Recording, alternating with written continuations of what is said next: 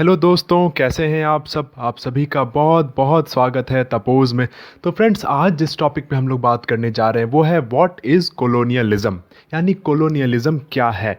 Colonialism एक ऐसा term है जो कि इस पूरे वर्ल्ड में आई गेस हर एक कंट्री कहीं ना कहीं उससे टच्ड है। ओके, मतलब कहीं ना कहीं उससे जुड़ी हुई है।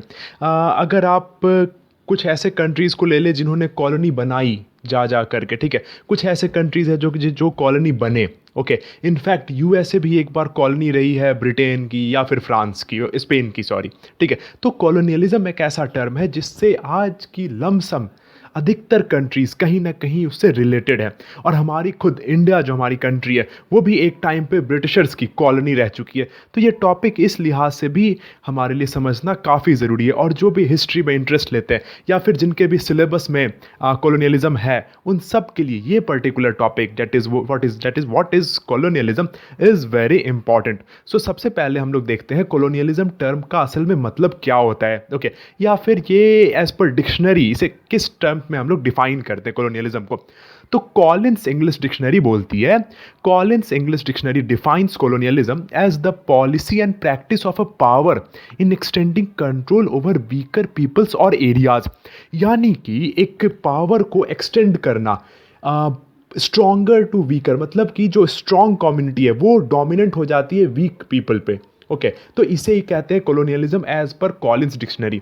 अब वेबस्टर डिक्शनरी क्या कहती है? Webster defines colonialism as the system or policy of a nation seeking to extend or retain its authority over other people or territories. यानी कि एक ऐसा सिस्टम, एक ऐसी पॉलिसी किसी एक नेशन की जो कि एक्सटेंड कर रहा है अपने ऑथोरिटी को towards other people and other territories. इसको एग्जाम्पल से समझे तो ऐसे समझ सकते हैं जिस तरीके से ब्रिटेन ने अपनी कॉलोनी एक्सटेंड की टुवर्ड्स इंडिया और साउथ एशिया या फिर अफ्रीका या फिर यूएसए। तो ये सब कंट्रीज़ में जहाँ पे उन्होंने अपनी कॉलोनीज एक्सटेंड की, ये सब आ जाते हैं कॉलोनियलिज्म में। ओके, अब आगे देखते हैं कॉलोनी का मतलब क्या होता है। तो कॉलोनी जो है उसका लैटिन वर्ड कॉलोनिया से ली गई, जिसका मतलब होता है प्लेस फॉर एग्रीकल्चर। अब आप इसको ऐसे भी समझ सकते हैं कि agriculture generally produce raw materials.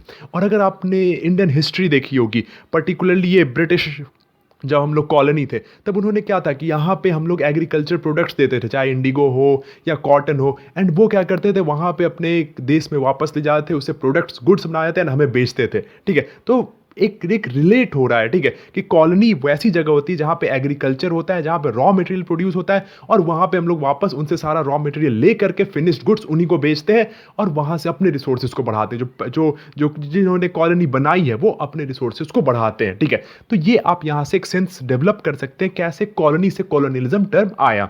Okay, and कॉलोनिया जो है प्लेस ऑफ एग्रीकल्चर को हम लोग कैसे कॉलोनियलिज्म से रिलेट कर सकते हैं।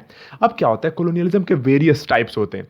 सबसे पहला है सेटलर कॉलोनियलिज्म, ये सबसे पहले इंट्रोड्यूस भी हो चुका है, ठीक है। ये क्या हुआ था, जब ब्रिटिश लोग जब यूएसए को कॉलोनी बनाए थे तो वहाँ क्या था कि उन्होंने कई सारे लोगों को वहाँ पे भेज दिया था। इवन इनफैक्ट ऑस्ट्रेलिया में भी कई सारे लोग जाकर के वहाँ बस गए एंड वहाँ की जो कम्युनिटी है उनको कहीं ना कहीं साइड कर दिया गया।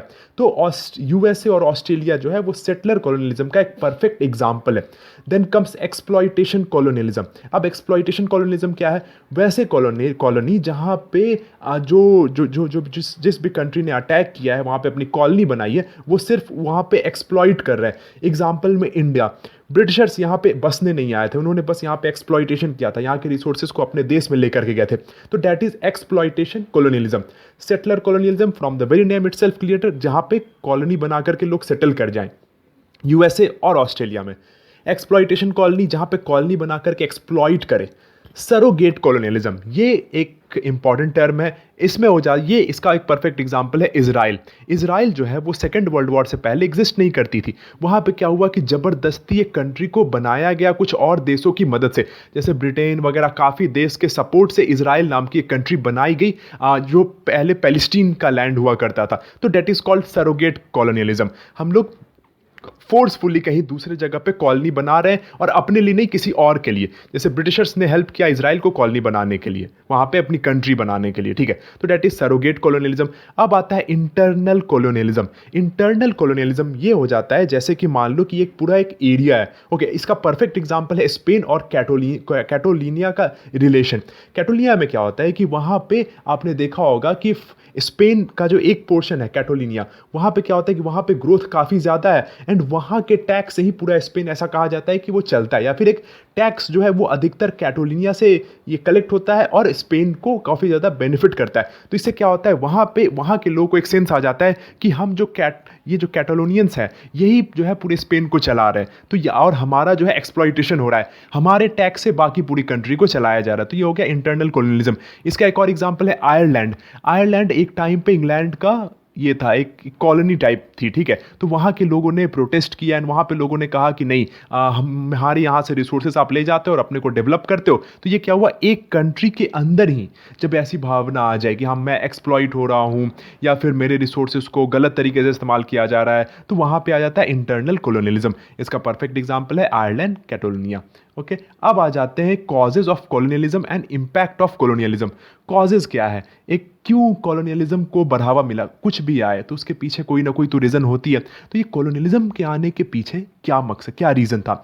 सबसे पहला था कि अगर आप ध्यान दो तो 1492, 1498 ये सब कुछ ऐसे ईयर्स थे, जैसे वास्को डिगामा ने खोजा ये यूएसए को, वेस्ट इंडीज़ को, सॉरी वास्को डिगामा ने इंडिया को खोजा, कोलंबस ने अमेरिका को खोजा, वेस्ट इंडीज़ को खोजा, ठीक है। तो वो सब क्या हुआ, नए लैंड्स आने लगे। अब नए लैंड मिल रहे हैं तो जाहिर सा बात है वहाँ पे ट्रेड रूट्स डेवलप होगा, लोग कोशिश करेंगे कि ज़्यादा आयात करें, निर्यात करें, जिससे प्रॉफिट ज़्यादा बढ़ जाए। और कई जगह हमने इंडिया में कई सारी कहानियाँ भी सुनी है कि जब यूरोपियंस यहाँ आते थे और यहाँ से ट्रेड करके जाते थे तो काफ़ी कम सामान यहाँ देते थे एंड काफ़ी ज़्यादा पैसे लेकर के जाते थे। तो ये एक कारण था कॉलोनियलिज्म को बढ़ावा मिलने का। दूसरा था इकोनॉमिक कंसिडरेशन। फ्रांस, इंग्लैंड, इन सब जगहों पे इंडस्ट्रियल रिवॉल्यूशन आ गया था। अब इन लोगों को एक्सपैंड करना था अपना मार्केट, तो वो कॉलोनी बना बना करके अपना मार्केट एक्सपैंड करते थे। मर्केंटिलिज्म। अब मर्केंटिलिज्म क्या होता है, ये भी कुछ वैसा ही होता है। जैसे मान लो कि फैक्ट्रीज काफ़ी ज़्यादा बन गई है, अब उनको उनको बढ़ावा देना है, उनको सपोर्ट करना है, ठीक है। तो इसके लिए क्या चाहिए, इसके लिए वहाँ पे उन लोग को काफ़ी ज़्यादा मर्केंटिलिज्म का अगर आप इसको सिंपल मतलब समझो तो आप इसको ऐसे भी समझ सकते हो कि was based on the premise that the economic development of the mother country was most important and the colony should be governed in such a way that they lead to benefit of the mother country. मतलब जो जो जिन्होंने colony बनाई रखी है उनके development हो, ठीक है, in terms of economy, that is mercantilism. अब आता है यूरोपियन राइवलरी। ये एक बहुत इंपॉर्टेंट टॉपिक है कॉलोनियलिज्म बढ़ाने के लिए। एक टाइम पे क्या हो गया था, बहुत सारे यूरोपियन कंट्रीज में एक भागा दौड़ी मची हुई थी कि किन की कितनी ज़्यादा कॉलोनीज है, जिनकी जितनी ज़्यादा कॉलोनीज उनमें उतना ज़्यादा घमंड। तो एक ये था। फिर टू स्प्रेड क्रिश्चियनिटी। क्रिश्चियनिटी जो पोप थे उन्होंने भी कहा था कि जितने भी इंडिजीनियस पीपल है उनको आप कॉलोनी बनाओ और वहाँ पे क्रिश्चियनिटी स्प्रेड करो। तो ये भी एक कारण था कॉलोनियलिज्म को बढ़ावा देने का। फिर आ जाता है इम्पैक्ट ऑफ कॉलोनियलिज्म। अब कुछ भी हुआ है तो उससे कुछ इम्पैक्ट तो पड़ेगा। सबसे पहला और सबसे जो बुरा इम्पैक्ट है वो है स्लेव ट्रेड का। आपने कई सारी मूवीज़ देखी होगी, सबसे फेमस है 12 ईयर्स ऑफ स्लेव। ये तो काफ़ी बाद का है बट आप कुछ बुक्स पढ़ोगे, ठीक है, जो स्लेवरी से related, then you will understand कि यार ये कितना पैथेटिक सिचुएशन था स्लेव ट्रेड का।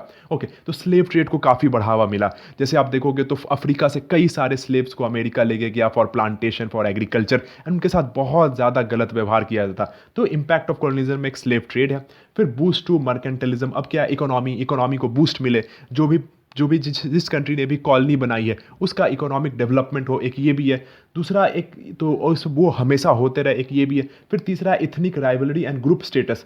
जब कॉलोनियलिज्म आया तो उन्होंने क्या किया कि सब एक कंट्री कितने पार्ट्स में है, क्या है, डिवाइडेड, उनको कोई मतलब नहीं। उन्होंने क्या किया, ये जो ग्रुप राइवलरी है, इथनिक राइवलरी, इसको बहुत बढ़ा दिया। और यही कारण है कि आज हमारे देश में भारत और पाकिस्तान हो गया, बांग्लादेश हो गया, ये सब जो पार्ट्स में जो डिवाइड हुए वो इसी कॉलोनियलिज्म की वजह से ही हुआ है। क्योंकि आपको मालूम है कि 1947 में जब उन्होंने वो गए थे तो कितना ज़्यादा जहर फैला करके गए थे, जो कि 1900 जो हिस्ट्री में जानकार हैं उनको मालूम होगा कि 1905 से ये जो जहर फैलाने का काम शुरू हुआ था, डिवीजन ऑफ बंगाल, तो वो ब्रिटिश का ही दिया हुआ था जो आज ये हुआ। तो इन्होंने, ये भी कॉलोनिज्म का कहीं ना कहीं एक इम्पैक्ट है।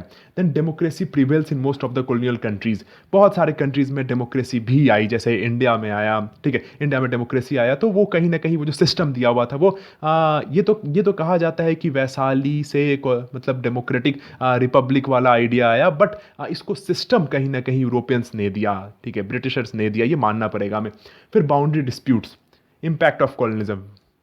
अभी रिसेंटली जो काला पानी का जो चल रहा है प्रॉब्लम, वो जो नेपाल के साथ इंडिया का जो बॉर्डर डिस्प्यूट है, वो चाइना के साथ इंडिया का जो बॉर्डर डिस्प्यूट है, पाकिस्तान के साथ इंडिया का बॉर्डर डिस्प्यूट है, ये किसका दिया हुआ है? ये कॉलोनियलिज्म का ही दिया हुआ है। उन्होंने कॉलोनी बना दी आकर के, हमें गलत तरीके ऐसे वैसे करके बांट दिया एक, मतलब और फिर इसके वजह से क्या हुआ, ये जो बॉर्डर डिस्प्यूट्स है वो 70 साल बाद भी आज हम लोग झेल रहे हैं। तो कहीं ना कहीं ये इम्पैक्ट ऑफ कॉलोनियलिज्म है। ओके, अब चलिए अब देख लेते हैं जरा सा एक क्रोनोलॉजिकल हिस्ट्री कॉलोनियलिज्म की। तो ये आप 1800 का एक मैप देख रहे हो। 1800 के मैप में क्या था, ये जो कंट्री है, ये स्पेन है और ये पोर्चुगल है। तो ये इन दोनों की कॉलोनीज पहले बहुत थी, ठीक है। ये लोग सी में, मतलब सी के बादशाह कहो एक टाइम के थे, तो इनकी कॉलोनीज काफ़ी ज़्यादा थी 1800 में। इंग्लैंड की कॉलोनी शुरू हुई थी, फ्रांस की कॉलोनी जस्ट, इन लोग दोनों की कॉलोनीज जस्ट इनिशिएटिव हुई थी, ठीक है। और वहीं 100 साल बाद 1914 तक स्पेन और पोर्चुगल बहुत कम तक सिमट गए, और कॉलोनी जो डोमिनेंट कॉलोनीज हो गई वो हो गई इंग्लैंड और यानी ब्रिटेन और फ्रांस की, और यूएसए का भी तब तक जन्म हो चुका था इन फुल फ्लेज्ड, ठीक है, फर्स्ट वर्ल्ड वॉर से पहले तक। एंड रशियन एम्पायर भी काफ़ी बड़ा था। एंड जर्मनी भी जो है 1914 तक उसने भी एक कॉलोनी वगैरह सेटल करना स्टार्ट कर दिया था, ठीक है। और फिर इसके बाद जब हम आते हैं, फिर जापान का भी धीरे धीरे ग्रोथ होने लगा था। 1936 तक, फर्स्ट सेकेंड वर्ल्ड वॉर से जस्ट पहले, जर्मनी जो है उसने भी एक अच्छी खासी कॉलोनी बना ली थी, जापान ने भी कॉलोनी बना ली थी, रशिया के पास भी कई सारे एरियाज आ गए थे, इंग्लैंड और फ्रांस तो पहले से ही थे, और यूएसए भी काफ़ी पावरफुल कंट्री हो चुका था। आपको मैप से दिख रहा होगा, ठीक है, कि यहाँ पे इंग्लैंड की देखो, अफ्रीका में कितनी सारी कॉलोनीज है, इवन साउथ एशिया में है, ठीक है, और कनाडा और ऑस्ट्रेलिया ये सब उसके डोमिनियन थे, ब्रिटिश डोमिनियन, जो कि बाद में मतलब आज़ाद थे वो, लेकिन मतलब एक डोमिनियन स्टेटस में जी रहे थे। फिर फ्रांस की भी कई सारी अफ्रीका में कॉलोनीज थी। अब आ जाते हैं 1945, यानी सेकेंड वर्ल्ड वॉर के बाद। जर्मनी तो वाइप आउट हो गया, और फिर जो बच गया डोमिनेंट वो हो गए ब्रिटेन और फ्रांस। तो इन दोनों की कॉलोनीज थी, and with in few years हमने ऐसा देखा कोल्ड वॉर शुरू हो गया बिटवीन रशिया एंड अमेरिका, और ये जो डोमिनेंट जो थे पावर्स यानी फ्रांस और इंग्लैंड, ये कहीं ना कहीं ये खत्म होते चले गए, और डोमिनेंट जो आ गया वो आ गया रशिया और यूएसए। और उसके बाद शुरू हुआ नियो कॉलोनियलिज्म। अब नियो कॉलोनियलिज्म क्या है, ये हम लोग अगले टॉपिक में देखेंगे, इस वीडियो में इसको कवर नहीं कर रहे, नहीं तो काफ़ी ज़्यादा कंफ्यूजिंग हो जाएगा। तो यहाँ आपने देखा कि एक छोटी सी क्रोनोलॉजी थी। अब देख लेते हैं एक फेमस कोट चिनुआ अचेबे का। चिनुआ अचेबे एक बेहद फेमस ऑथर है। उन्होंने कहा, until the Lions have their own historians, the history of the Hunt will always glorify the Hunter. बहुत ही सिंपल सा मीनिंग है, लेकिन बहुत ही डीप है।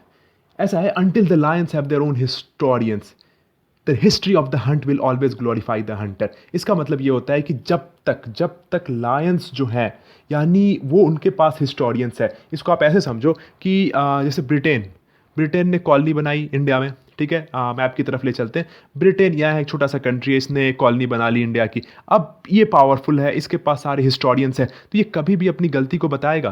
कभी ये गलती को नहीं बताएगा। वो कहेगा कि नहीं, इंडिया में लोग सिविलाइज नहीं थे, स्नेक चार्मर्स की कंट्री थी, इसलिए हम आए यहाँ पे कॉलोनी बनाए, ठीक है। तो यही होता है, जो डोमिनेंट होता है वो अपनी गलती कभी नहीं बताता। तो उसी पे वो बोल रहे हैं, कॉलोनिज्म पे कटाक्ष है, ठीक है, ठीक है, कि until the lions have their own historians, the history of the hunt will always glorify the hunter। यानी ये ब्रिटेन के लोगों को ही हमेशा हिस्ट्री ग्लोरीफाई करेगी, क्योंकि हिस्टोरियंस इन्हीं के हैं।